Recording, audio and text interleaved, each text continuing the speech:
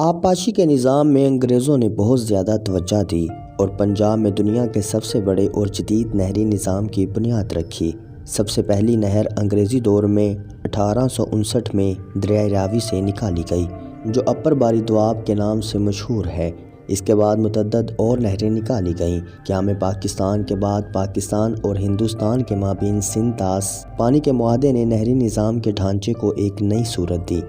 مزید تفصیلات جاننے سے قبل نئے آنے والے دوستوں سے گزارش ہے کہ ہمارے چینل کو سبسکرائب کر لیں اور ساتھ دیے گئے گھنٹی کے بٹن کو بھی دبا دیں۔ نہری نظام کے اجراء کے ساتھ ہی پنجاب کی ہزاروں ایکڑ اراضی جو بے آباد اور بنجر و ویران تھی، ہر سو گھنے جنگل پھیلے ہوئے تھے، آباد ہونا شروع ہو گئی۔ اب زرعی پیداوار کی خرید و فروخت اور دوسرے علاقوں تک پہنچانے کی ضرورت محسوس کی جانے لگی۔ چنانچہ ریلوے اسٹیشنوں کے ساتھ ساتھ غلہ منڈیوں کا قیام بھی عمل میں لایا گیا۔ اسی طرح نئے نئے شہر قائم ہونے لگے۔ پنجاب کے دور دراز علاقوں سے محنت کش کسان اور زمیندار اور تاجر باقاعدہ منصوبہ بندی کے تحت ان نئے شہروں اور قصبات میں لا کر بسائے گئے۔ اس سلسلے کا سب سے بڑا منصوبہ لائل پور کالونی بسانے کا تھا۔ 19ویں صدی کے آخر میں دریائے چناب سے نہریں نکالی گئیں۔ ایک نہر اپر چناب ہے جو ضلع سیالکوٹ سے مرالہ کے مقام سے نکالی گئی ہے۔ اس نہر کی مجموعی لمبائی 1249 میل ہے۔ دوسری نہر لوئر چناب ہے جو ضلع گجرانوالہ میں خانقی کے مقام سے نکالی گئی۔ یہ پنجاب بلکہ پاکستان کی تمام نہروں سے سب سے بڑی نہر ہے۔ اس سے گجرانوالہ، شیخوپورہ، حافظ آباد، فیصل آباد، جھنگ اور ٹوبہ ٹیکسنگ کے اضلاع میں تقریباً 25 لاکھ ایکڑ اراضی کو سیراب کیا جاتا ہے۔ اس نہر کی 4 ذیلی شاخیں گوگیرا برانچ، برالا برانچ، رکھ برانچ اور جھنگ برانچ ہیں، جن میں ہر ایک اپنے طور پر کسی بھی نہر سے کم نہیں ہے۔ یہ عظیم نہر 1900 میں مکمل ہو کر روانیہ آب کی گئی۔ ان نہروں کے اجراء کے ساتھ ہی لائل پور شہر کی بنیاد رکھی گئی۔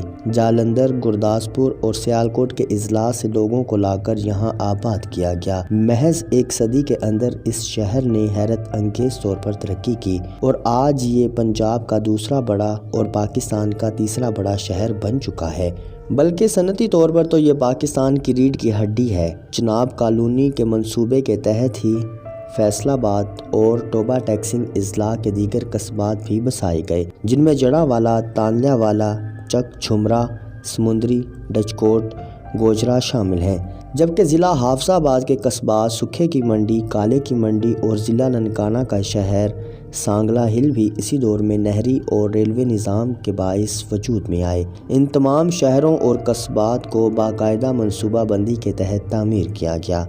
رہائشی آبادیاں قائم ہوئیں، صنعتی اور تجارتی علاقے الگ رکھے گئے، بازار، سرکاری دفاتر، آبپاشی اور نکاسی آب کا نظام قائم کیا گیا۔ ان شہروں کی سڑکیں اور گلیاں کشادہ رکھی گئیں۔ دریائے راوی سے سدنائی کے مقام سے ایک نہر 1887 میں نکالی گئی، جس سے خانیوال، ملتان اور وہاڑی کے اضلاع کو سیراب کیا گیا۔